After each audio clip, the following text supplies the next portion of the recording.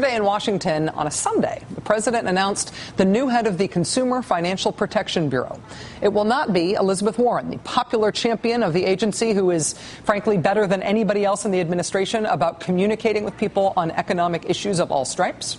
Instead, it will be Elizabeth Warren's deputy, a crusading former Ohio Attorney General, praised today by Elizabeth Warren herself, saying that he has a strong track record of fighting for families. Praised today by his home state senator, Sherrod Brown, who said there's no question of his qualifications. And praised today even by the current Attorney General of Ohio, a Republican, the man who beat him in an election last year, who says that he will do a good job.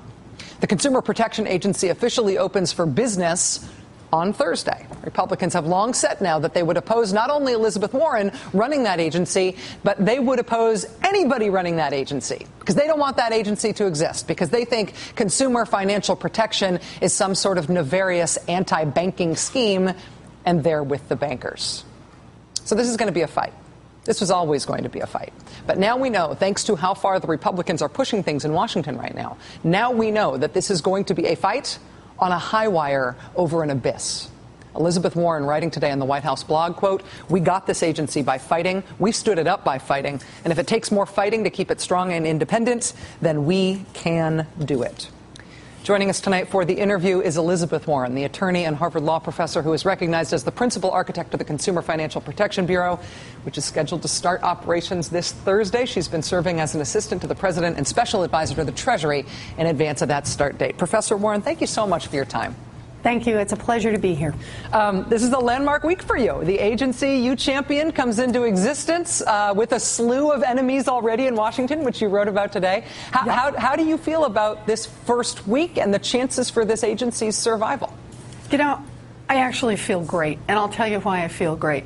I feel great because the agency is strong, because we have attracted tremendous people to come here and work, because there are people around the country who follow what we do and who are behind it, because we're really going to make this work. And look, if it takes a fight, we've fought before, we'll keep fighting. Because at the end of the day, we are fighting for America. We are fighting for middle-class families who just want a fighting chance when they go into the marketplace. They just want to be treated honestly and fairly. They don't want to be cheated. This agency is there to be a cop on the beat, to make sure there's just some basic fairness in the system. That's all it's about. Given the Republican criticism of the agency and this really palpable fear out of Washington over you as a potential nominee here and what this agency is going to do, let me just ask you for some specifics. One of the things you described today in the piece you wrote for the White House blog is that you set up an Office of Service Member Affairs, reaching out to military families and working on problems they face. What is that need there that you are trying to meet? What is the agency doing to meet that need? Oh, you know, this has been one of the very first parts we filled in of the agency as we're trying to build all the pieces out. And that is that Holly Petraeus came in to me the second week I was on the job in trying to set this agency up and started talking about what's happening to military families. And look, I knew some of it, but boy, I didn't know it firsthand the way that Holly Petraeus knew it, about how young service members are targeted by those who figured out that they can just peel their money away, about what's happening to service members when they're overseas and how they're not getting the full protection of the law that they are entitled to, about how the number one reason in America for losing your security clearance is a problem with a creditor. Holly said, there's a lot you can do with this agency, and I really want to see you do it. I had a couple of conversations with her, and I thought, shoot, I think we've just seen the person who should stand up this office, and that's what she's been doing. We've gone out to military bases around the country. I've gone with her to a couple of them. She's gone on her own to several, really starting the conversation with military families about what's happening to them and what we can do to be helpful. If you go to our blog, let me do a commercial, www.consumerfinance.gov. There are a lot of different pieces on it right now, but one is specifically there for military families, and they've got an ongoing conversation with Holly and the staff she's building. We just met last week with the Judge Advocates General of the different military branches and are working out with the Department of Defense how we can work in concert to be stronger, to be there for military families.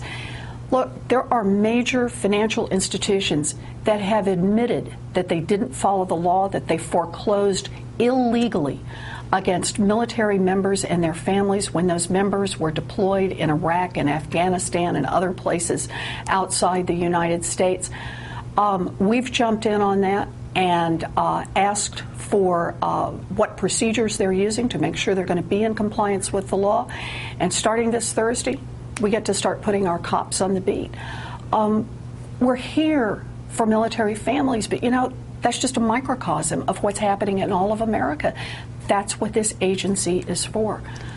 That's what we're doing. Hearing you talk about that with such passion, and I know that this is what you've been doing for all of this time, I have to ask you if you wish that you had been appointed by the president to be running the agency, and if now that you are leaving Washington, heading home to Massachusetts, if you feel like you have developed a Washington allergy, or if you'd like to get back in there. Well, let me start with the first part, because I really think we all have to remember this. We would not have a consumer agency if it were not for President Obama. 2 years ago, right about now, he looked out and he said, the consumer agency, that's what I want to put in financial regulatory reform.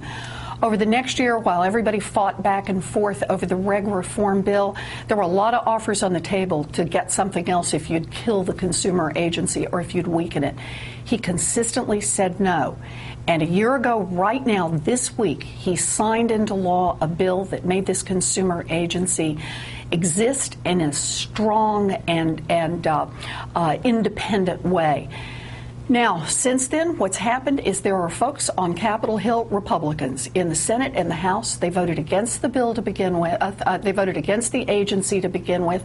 They've introduced bills to try to cut our funding. They've introduced bills to try to make us less independent. They've introduced bills to try to make it so we've got a gummed up structure so we won't be able to get anything done. And they've introduced bills to flat out repeal us. I want to be real clear. The reason I can't run this agency is because of those people. They've made it perfectly clear that they are not going to let this agency go forward if I'm there. Fine. I can step away from this. What I care about is this agency. The president has now made his nomination. He is a good man, Richard Cordray is, and I think it's time to take the fight straight to the Republicans.